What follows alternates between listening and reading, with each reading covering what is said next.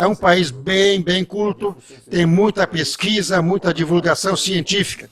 Nesse aspecto, há que respeitar e agradecer aos Estados Unidos pela ciência que produz, pela divulgação científica que produz. Foi lá que me encontrei com a teoria dos 3 cérebros que faltava à cibernética social.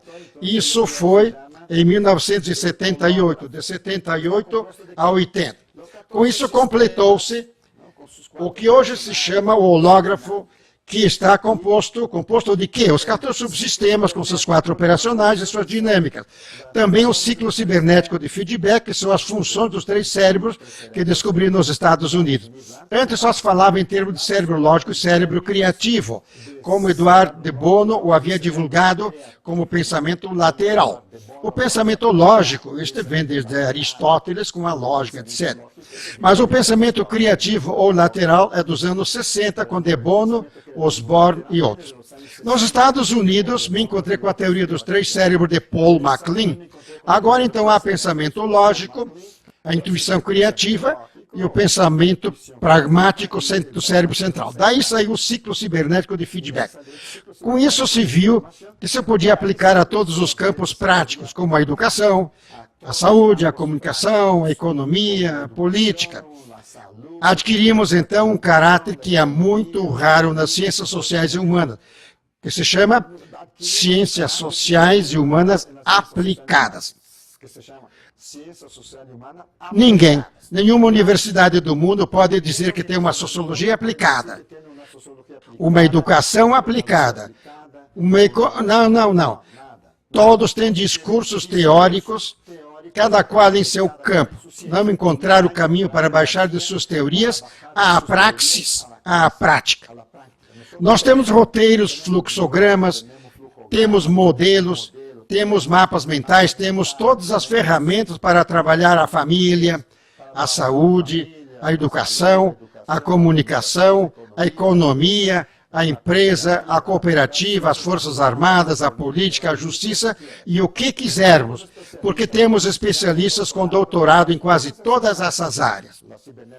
A cibernética social é uma síntese de tudo, sendo que a parte do cérebro esquerdo e central tem fundamento científico, e a parte do cérebro direito tem fundamento coerente com tudo ou mais, porque o cérebro direito não é propriamente científico, é intuição, é criação, é invenção, é criatividade. Quando se fazem experiências bem observadas, se esperam resultados confirmadores, que em ciências sociais equivalem à confirmação científica, matemática ou teórica das ciências exatas. Então chegamos ao hológrafo. Depois de uns 5 ou 6 anos, chegamos ao show do jogo mundial, uma nova maneira de ver a globalização, porque estávamos começando a viver a globalização nos anos 90, quando veio abaixo o marxismo com seu experimento da União Soviética e outros países. A globalização se espalhou por todo lado e nós aparecemos com a teoria do show do jogo mundial. Com isso, completou-se mais ou menos o básico da cibernética social, da teoria geral que se foi consolidando. Da física quântica, tomamos o assim chamado princípio da energia triuna, porque tudo vem em grupo de 3. Não só o átomo é triádico, mas cada uma de suas partículas é outra vez composta de 3 elementos, que Murray Gell-Mann chamou de 3 quarks, que são como 3 irmãos siameses inseparáveis.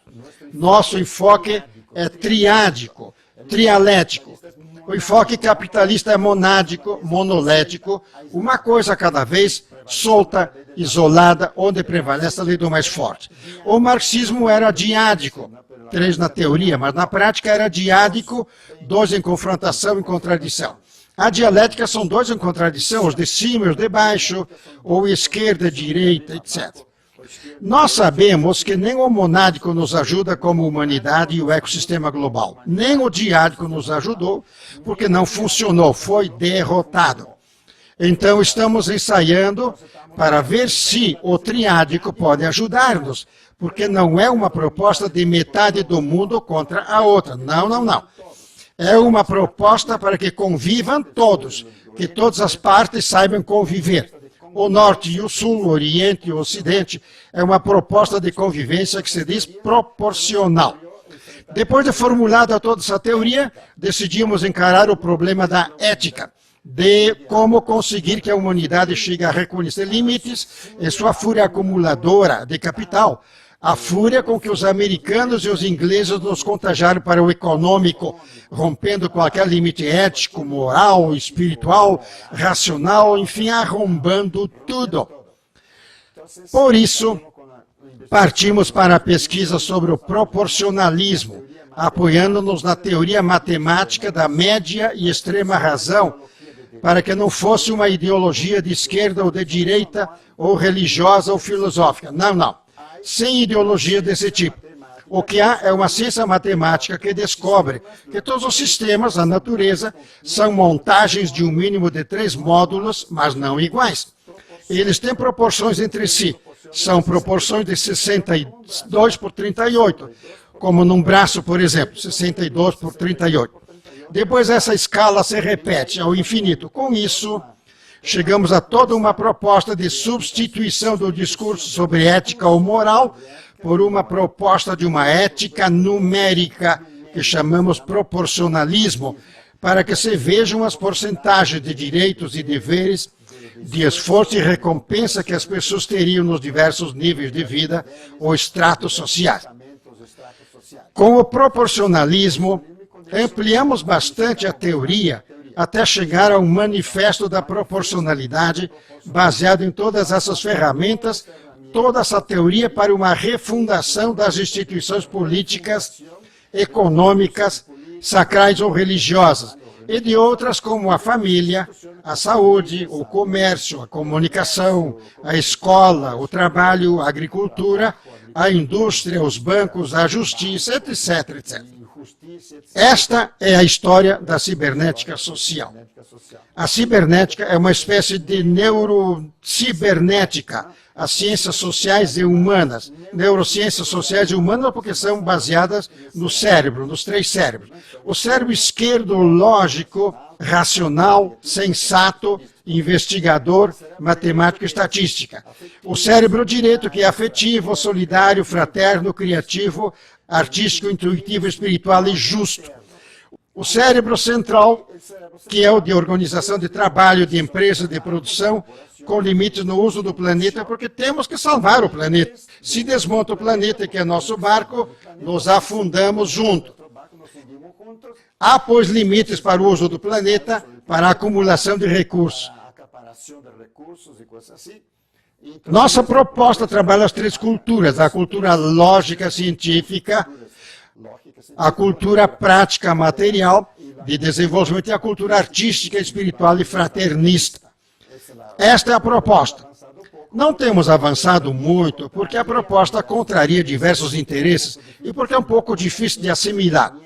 É preciso treinamento. Só por leitura fica só o discurso cibernético.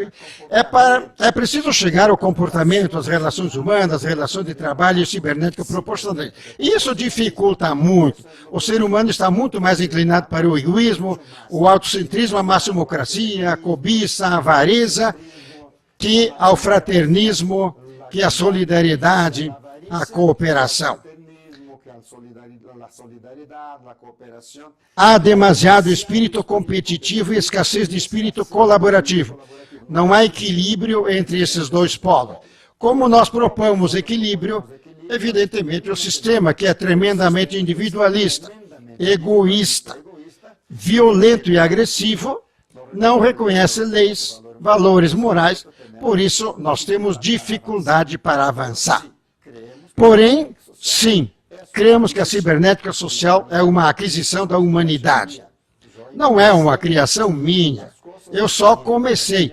O que aconteceu? Os acréscimos que houve foram colaboração de todos os companheiros que estiveram conosco desde o começo, dando ideias, trazendo livros escritos, recolhendo coisas, confirmando, amplificando, assim que foi uma criação coletiva. Por isso se chamou primeiro criatividade comunitária. Nisso não há um autor a ser consagrado.